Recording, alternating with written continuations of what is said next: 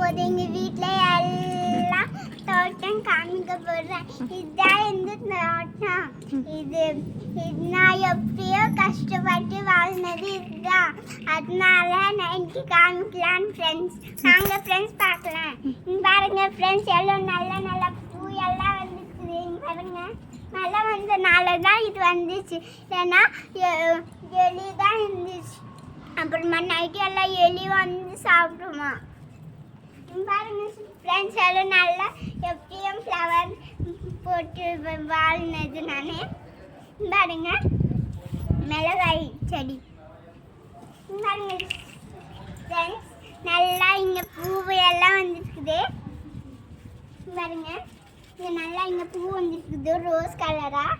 பாருங்க இதை போய் நான் சாமிக்கு கூட வைப்பேன், இல்லைன்னா தலையில் கூட வைப்பேன் ஃப்ரெண்ட்ஸ். பாருங்க ஃப்ரெண்ட்ஸ்.